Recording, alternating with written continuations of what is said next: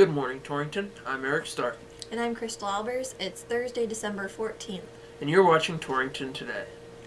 Well, in yesterday's paper, you can read all about, we kind of teased it last week, but it actually ran this week. The school board of trustees discussed the kind of hot button policy of guns in schools since the legislature passed a law saying that school boards can decide if they want their staff to carry concealed weapons in schools. So they were just beginning preliminary discussions on that last week.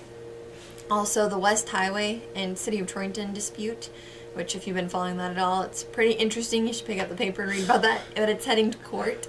Also, Bill Sniffen was in the area.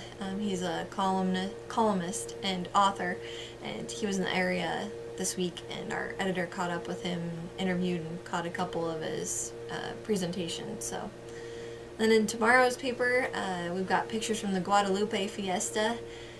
We have a story on the Eclipse sales tax. The Wyoming Office of Tourism released kind of some of the hard numbers from that event that we had here to see how it impacted the state economically.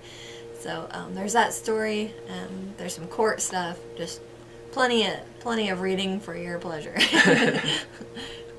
Well, in sports, last weekend was kind of the start of the winter season, and I don't know if any of us have really recovered from that last weekend, but we're on to another weekend here coming up. But looking at last weekend and yesterday's paper, you can read about basically every team that was in action. There are some recaps that couldn't fit in. There was just too many good things happening for Goshen County sports teams, but if you don't see your favorite team in yesterday's paper, be sure to check online. We do have recaps of every game online, but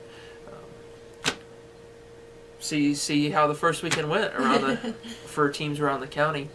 And tomorrow's paper, it's kind of a weird part of the year. All the teams are in action on the weekend, and then it's kind of a lull during the week for this part of the season. So as far as recaps go for tomorrow, you can read about the EWC men and women's basketball teams against Casper. There's also a story about 3 former teammates for Torrington Wrestling are now coaches in the area. 2 of them are coaching here right in Torrington. One is an assistant coach for the high school, and the other is the head coach for the middle school. And the third is the head coach for Cheyenne South High School. So it's kind of a all roads lead back to wrestling kind of situation. Jared Hatley is a 4-time state champion. He's only one of, I think the number is 19 wrestlers in Wyoming history to be able to do that. And both Gerald Wilmoth and Jojo Aheda, both of them have one state title to their name. So you can read about their high school careers and kind of how they got back into wrestling. It's and for 2 of them to come back to the program that they went through on their way up. So says something about sports here, huh? Yep. In my opinion, some good reads there.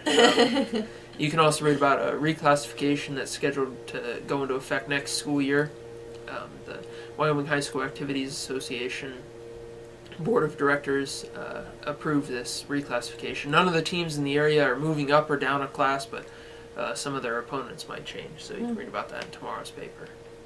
Sounds good. Well, in this weekend's events, we have the Fort Laramie Old Fashioned Holiday Celebration.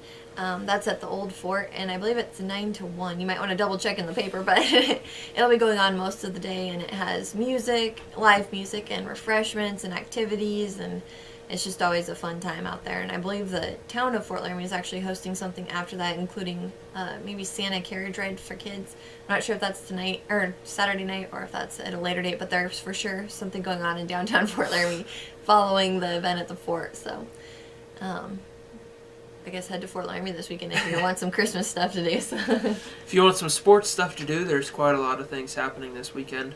As far as here in town, you're a little limited. A lot of teams are heading to weekend tournaments.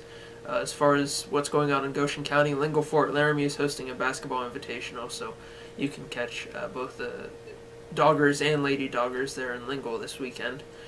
As far as other teams, Torrington girls are heading to Lander. The boys are heading to Douglas. The wrestling team is heading to Loveland, Colorado. As far as the Lingle wrestling team, they're heading to Hot Springs, South Dakota. And for Southeast, the boys and girls basketball teams are heading to Shoshone, and the wrestling team is heading to Wright. Wow. So some pretty long road trips, but if you if you like the Dogger basketball teams, you got a pretty easy weekend ahead.